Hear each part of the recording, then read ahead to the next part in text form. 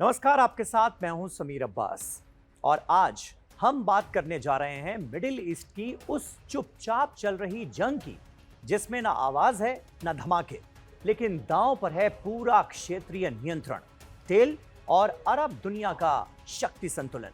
जी हां, सऊदी अरब और संयुक्त अरब अमीरात यूएई के बीच एक खामोश शह मात का खेल तेज हो चुका है। जिस यमन को दुनिया सिर्फ युद्धग्रस्त देश समझती है, आज वही यमन दोनों खाड़ी ताकतों का नया युद्ध क्षेत्र बन चुका है।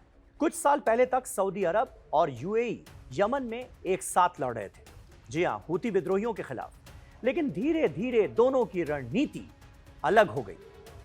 सऊदी अरब यह चाहता था कि यमन की सरकार मजबूत हो, यूएई चाहता था दक्षिणी यमन में उसका दोस्त साउथ ट्रांजिशनल काउंसिल यानी एसटीसी मजबूत हो।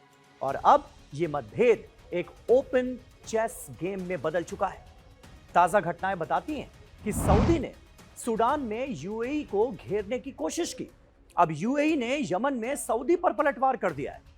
बीबीसी अरबिक और लोकल मीडिया के मुताबिक यूएई समर्थित एसटीसी यानी southern transitional council, a separatist group backed by the United Arab Emirates, इसने हदामौत पर लगभग कब्जा जमा लिया है।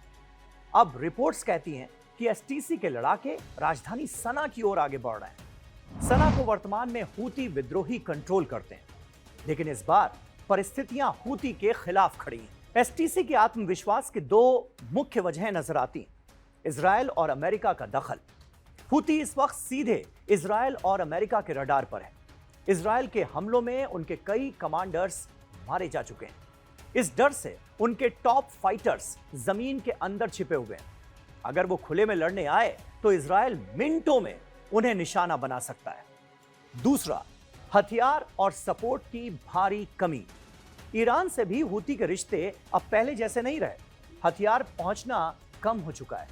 ये सारी परिस्थितियां एसटीसी को बड़ी बढ़त देती हैं।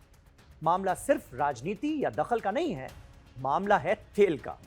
यमन में लगभग 1 बिलियन बैरल तेल का अनुमान है और उसका बड़ा हिस्सा हद्रामौत में है।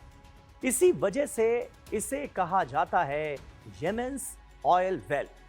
अगर एसटीसी यमन के इस हिस्से पर कब्जा कर लेता है तो यूएई को मिलेगा तेल, खनिज संसाधन, हथियारों के बदले में डायरेक्ट बार्गेनिंग और सबसे बड़ा लाल सागर, रेड सी में एंट्री, जो अभी तक सऊदी की पकड़ में था। लाल सागर का 12% ट्रेड वॉल्यूम, यूएई अब उसमें सीधे हिस्सेदारी चाहता है। यही वजह है कि यमन में एसटीसी की बढ़त सऊदी के लिए किसी स्ट्रैटेजिक झटके से कम नहीं है। इसका रीजन है क्योंकि जिस यमन को सऊदी अपने बैकयार्ड की तरह देखता है, आज वहां यूएई का प्रभाव बढ़ता जा रहा है।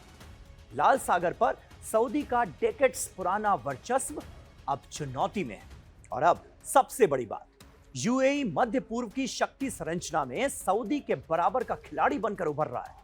अभी तक सऊदी अरब ने इस पूरे घटनाक्रम पर कोई रिएक्शन नहीं दिया है, कोई प्रतिक्रिया नहीं आई। लेकिन विशेषज्ञ मानते हैं कि रियाद का अगला कदम जो भी होगा निर्णायक होगा। अगर एसटीसी राजधानी सना तक पहुंच जाता है तो यमन का बड़ा हिस्सा यूएई की स्ट्रैटेजिक इन्फ्लुएंस में आ जाएगा। और अगर ऐसा होता है तो मिडिल ईस्ट की राजनीति में एक नया पावर एक्सिस बन जाएगा। UAE plus STC plus Red Sea axis versus Saudi Arabia plus Yemeni government plus western interest. क्या यह आगे चलकर एक बड़ी खाड़ी टकराव की शुरुआत है या दोनों देश इसे क्वाइटली सेटल कर लेंगे? आने वाले हफ्तों में यह तस्वीर साफ होगी। आप इस पूरे जियोपॉलिटिकल चेस गेम को कैसे देखते हैं? क्या यूएई ने सऊदी अरब पर मोहरा चल दिया है या सऊदी इसका बड़ा जवाब देगा? आपके हिसाब से भी अपने विचार कमेंट में हमें जरूर बताइएगा। और वीडियो पसंद आया हो तो लाइक और शेयर करना ना भूलिएगा। ऐसी गहरी जियोपॉलिटिकल एक्सप्लेनर्स के लिए चैनल को आप सब्सक्राइब करना ना भूलें। धन्यवाद। हम फिर मिलेंगे अगले एक्सप्लेनर में। तब तक कीजिए बस थोड़ा सा इंतजार।